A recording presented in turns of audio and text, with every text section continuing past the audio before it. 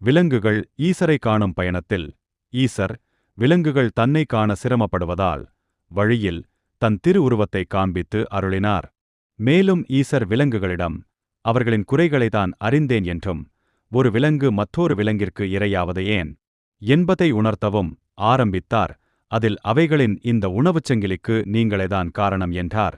விலங்குகளோ நாங்கள் எவ்வாறு காரணம் என்று வினவின. ஈசர் புன்னகையுடன் பிரபஞ்ச உயிர்கள் உருவான போது நடந்த நிகழ்வுகளை நினைவூட்ட அன்றைய நிகழ்வுகளை விலங்குகளுக்கு காட்டுகிறார். அன்புடன் சிரித்துக்கொண்டே உயிரினங்களை பிரபஞ்சம் உருவாக்கிய போது உயிரினங்கள் ஏதுமில்லை.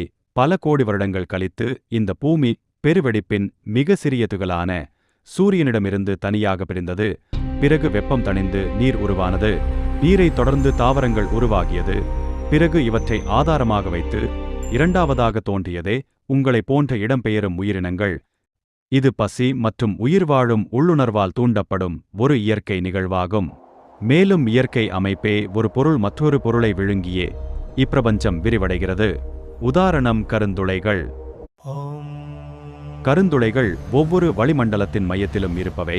இவை சூரியனைப் போல மில்லியன் கணக்கான மடங்கு நிறை கொண்டவை. அது வலிமையற்ற நட்சத்திரங்களை விழுங்கும். அதுபோலவே நீங்கள் அமைத்துள்ள உணவு சங்கிலியும்.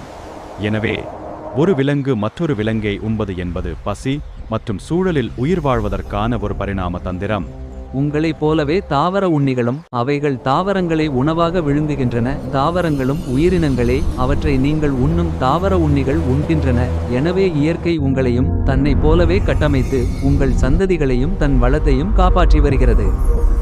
மேலும் கருணையும் அன்பையும் பிற உயிர்களை தங்களைப் போல பாவித்து அவற்றின் பசியாற்றும் உயிர்கள் அனைத்தும் நானே என்றும் இதை உணராது உணவையும் ஆளுமையும் தேடும் உயிர்களுக்கு நானே விருந்துமாய் மருந்துமாய் அமைகிறேன் என்று கூறி மறைந்தார்.